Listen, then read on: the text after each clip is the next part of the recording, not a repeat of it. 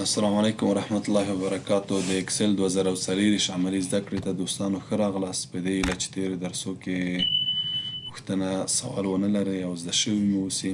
نن د اکسل 15مه ورځ ده. نو رابه شو اکسل پروګرام ته به راشو. دلته یو فایل ده، دا به زه خلاص کوم.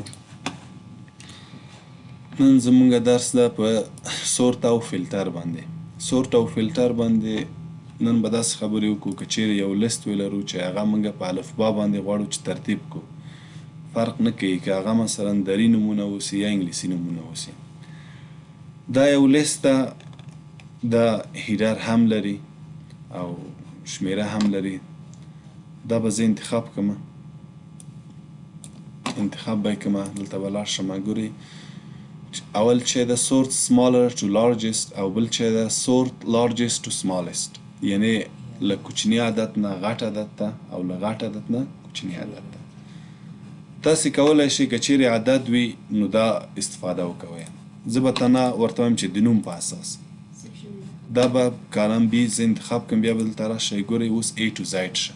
مخکې دلته نمبر یې هم وي ځکه موږ ته یې وښوده چې غټ نمبر نه کوچني عدد ته سورت کړه. فعلا موږ غواړو چې د اسم په اساس موږ سورت کړو، نومونه غواړو. نو ښه دا ده چې ته کالم انتخاب کړې. دلته کلیک کړه. دا به اوکې کړې. ګورئ اول بیرته دا کنټرول زاید کړم. ګورئ اول نوم چې ده بلال ده، بیا فواد ده، ګوره بیا یما ده، بیا علي ده. او که زه غواړم سورت کړمه ده، ګورئ نو هغه نومونه به سر ته راشي چې په A سره شروع وي، اما په ترتیب بیا B سره. ګورئ اول عبدالرازق راغی، بیا علي راغی، بیا علانور راغی، بیا باسط راغی، بلال، داود، فواد ده. اکسل پروګرام داسې ښه پروګرام ده چې حتی دغه دویم توری هم په نظر کې نیسي. ګورئ دا علي ولې مخته رانغی؟ ځکه د A پسې L ده او دلته A پسې B ده. نو کوم یو ترجیح ډېره ورکوي چې A پسې B اوسي. همدا رقم پوه شوی.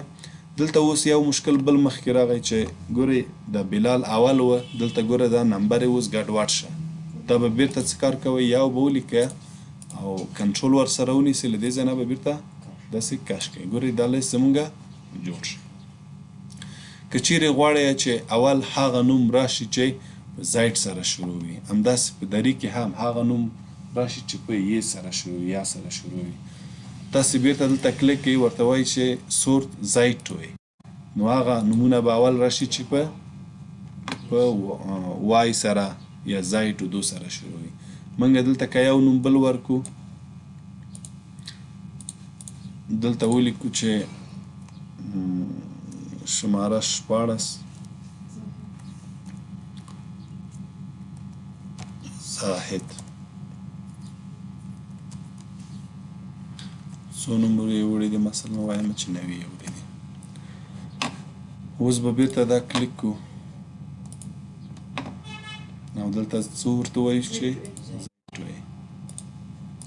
ګورئ اول هغه نوم یې پورته بوته چې په زید سره شروع وي.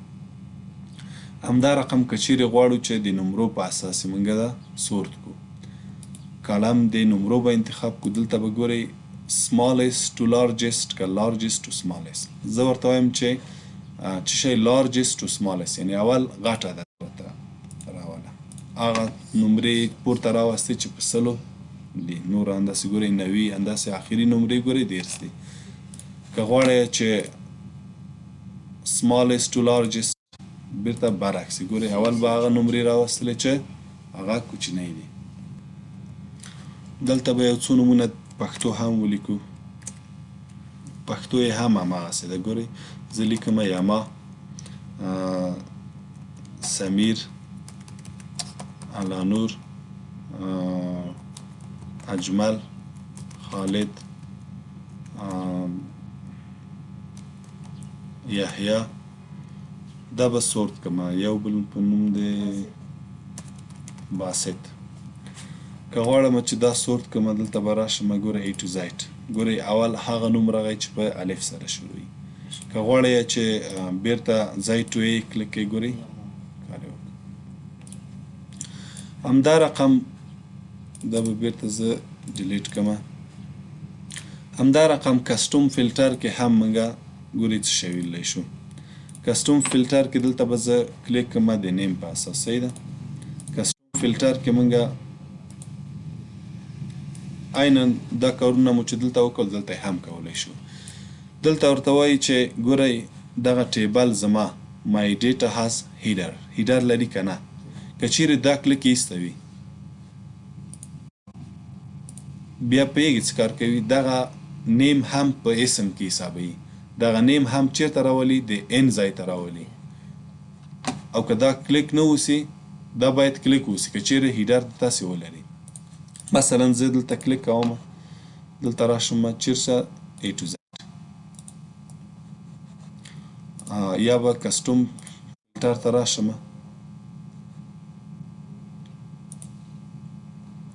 دلته درته وایي چې کوم کالم غواړي چې سورت شي. دلته کالم به ورته انتخابوي. کوم کالم؟ کالم نیم. صحیح ده. نیم کالم انتخابوم. او دلته څه غواړي چې وشي؟ د چی شي په اساس؟ زه ورته وایم چې د سیل ولیو په اساس A to Z دا به زه ټیک مارک ته ایسته کړم. ګورئ هغه د نیم سیل هم په څه شي کې حساب که؟ په نوم کې حساب که. نو دا کار ښه نه ده. باید د تاسې دا ټیک مارک باید څه وي؟ ټیک مارک باید وسي چې د ما کالم چې ده جدول چې ده هیډر لري. همدا رقم که چیرې غواړئ سی کالم د نمرو په اساس دلته به څه انتخابوئ؟ ګوره مارکس به انتخابوئ. دلته ګورئ دلته خپل اتومات څه شو چې دا سی کالم انتخاب کړو. دلته ورته وایي چې نمبر ده smallest to largest to smallest. دلته کلیک کولی شي. ورته وایم چې largest to smallest. ګورئ له غټ عدد نه کوچني عدد ته داسې سورت کوم ته. همدا رقم که چیرې غواړئ چې د دې فارمټ به زه کلیر فارمټس وکړم. صحیح ده. که چیرې د رنګ په اساس غواړئ چې دا سورت کوي زه ورته وایم چې دغه ته سور رنګ ورکړه، دو ته هم سور رنګ ورکړه. دلته راشم کسټوم ته. دلته کوم کالم غواړم چې سورت کړم؟ نیم کالم. دلته به نیم انتخاب کې. دلته به ورته وایي چې د فونټ کلر په اساس دغه رنګ په اساس زه غواړم چې دا سورت کړم. دا به کلیک کې فعلا کوم کلر مونږ انتخاب کړی ګوره دا سور ده که نه. ګوره آن ټاپ ته راشي که لاندې ته راشي. زه ورته وایم چې آن باټم اخر ته دې راشي. څه وشو؟ اخر ته راغله که نه. دا که زه ورته وایم چې نه پورته دې راشي. دا پوهېږي څه وخت دا ضرورت کېږي. مثلا یو لیسته جوړوي بعضې نومونه دلته څه کوي؟ رنګ یې سور کوي. دا په دې معنی چې زه به دا اخر کې دا ګورم دا یې اصلاح کومه. نو دا چې دلته سورت کې نو بیا به اخر کې راشي یا به سر کې راشي. نو تاسو ته به بیا دستي ښکاره شي چې درته وایي چې ځای انتخاب که. دا به بیا انتخاب کړم. دلته به راشم کسټوم ته. دلته څه شی غواړم؟ نیم. دلته کوم کالم به انتخاب کړم؟ نیم کالم به انتخاب کړم. دلته ورته وایم د څه شي په اساس؟ د فونټ کلر په اساس. کوم کلر؟ د سور د آن ټاپ دې راشي پورته دې راشي. ګورئ پورته راغله که نه. دا څه وخت استفاده کوي چې غواړئ چې مثلا دې ته بیا لیدنه وکوئ یا مثلا دې کې بیا اصلاحات راولئ. عاجل کار دی مثلا ډېر دلته رنګ یې سور که داسې دا رنګ سور که. بیا زه وایم چې آخر کې بیا دا اصلاح کوم. دلته بیا چې راشي ورته وایي چې دا سورت که د څه شي په اساس؟ د څه شي په اساس؟ د رنګ په اساس. کوم کالم ده؟ 3 کالمه دي. نیم ده د رنګ په اساس. رنګ یې اتوماتیک دلته ګوره تیار سور ده. آن ټاپ کې راوله. دا د مثلا دو کې اصلاحات دی راوسته د دې نمرې مثلا اشتباه شوي وي نوي شوي دي. دا به زه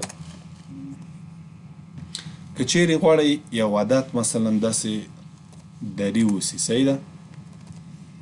دا غواړئ انګلیسي ته واړوئ. دا به څه کار کوئ؟ دلته به لاړ شئ. دلته به نمبرز ته دلته به نمبر انتخاب کړئ. دا اشاریې به یې صفر کړئ ځکه اشاریې به اخلي.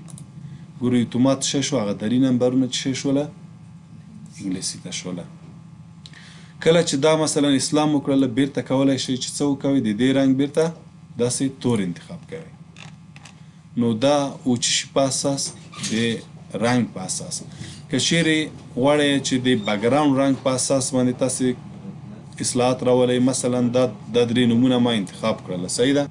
ښه، اوس غواړم چې د سیل د رنګ په اساس زه څه وکومه، دا سورت کړمه. مثلا دې ته داسې رنګ ورکوم، دې ته به هم داسې رنګ ورکومه، بیا به داسې انتخاب کومه. دلته چیرته به لاړ شمه، کسټوم سورت ته به لاړ شمه. دلته به ورته ووایم چې د چی شي کالم، د نیم کالم. دلته د کلر څه ورته وایم، سیل کلر به انتخابوم. دلته ورته وایي چې دلته اتوماتیک تیار دلته زیر راغلی، چیرته یې بوځه، ټاپ ته بوځه. نو دا د سیل کلر په اساس و. د ضرورت په وخت کې مثلا دا داسې ټیک مارک کوم، داسې رنګ ډیزاین کوم، غواړم چې آخر کې بیا د دې نمرې زه غواړم بیا وګورم. نو دې په اساس دا به څه کوئ، سورت کوئ. په دې باندې پوه شوئ. ښه، اوس که غواړم چې دا فلټر شي، د فلټر علامه کلیک کړه، ګورئ د فلټر علامه راغله. په دې باندې موږ مخکې خبرې کړې وې.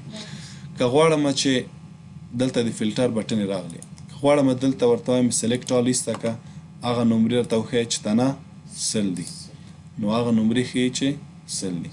که چیرته دلته یو بل ولایت، مثلا ولایتونه یې 5-6 دي، دلته کلیک کړه، ورته ووایه چې تنه د کابل شاګردان راوښیه، نو هغه به تاسې کلیک کولی شئ. که غواړئ چې فلټر بیرته له منځه لاړ شي، دا ټیک مارک به یې لرې کوئ. بیا که غواړئ چې فلټر ورکړئ، بیا به دلته کلیک کړئ. دلته ګورئ د فلټر علامه راغله. فلټر کې دلته ګورئ نورې خبرې هم دي. که چیرې غواړئ اسورت بای کلر، له همغه ځای نه مو ویلې، د ځای نه هم ویلې، دلته ګورئ سلیکټ آل بیرته ایسته کړئ، ټول ایسته کېږي. او که ورته وایئ چې تنه علي راوښیه، څو علي دي، تنه علي راوښیه، نو تنه علي به یې درته ښیي. او که ورته وایئ چې کلیر، بیرته هغه فارمټ څه شو، کلیر شي، یعنې تنه علي درته ښوده، بیرته یې علي درته ایسته کړه. او که دلته ورته ووایم چې ښه، که چیرې سلیکټ آل مو ایسته کړه، ورته وایم چې تنه دلته تاسې لیکلی هم شئ، ورته ژبه به زه انګلیسي کړمه، ورته وایم چې تنه علي وښیه، اوکې که تنه به علي درته ښیي. ګوره دا یې ولې وښود، ځکه ده کې هم علي شامل ده. زه دلته یو بله شماره لیکمه، یو بله خانه اضافه کوم، ورته وایم چې 18 نمبر ده، د چی په نامه ده، د اجمل په نامه ده. نمرې څو دي، 90 وړي دي. اوس د دې لپاره چې دا زه یو اپډیټ کړم، چې دا دلته خو موږ شرط ورکړی و چې علي وښیه، دلته خو اجمل هم ده. اوس به زه دا بیا څه کار کوم، بیا به دلته راځم او ری اپلای به کلیک کوم. ګورئ بیرته یې لرې کړه، بیرته هغه شرط یې څه وکړه، اپډیټ یې کړه، هغه فلټر یې اپډیټ کړه. دا د نن ورځې درس هم په دې هیله چې زده شوی مو اوسي.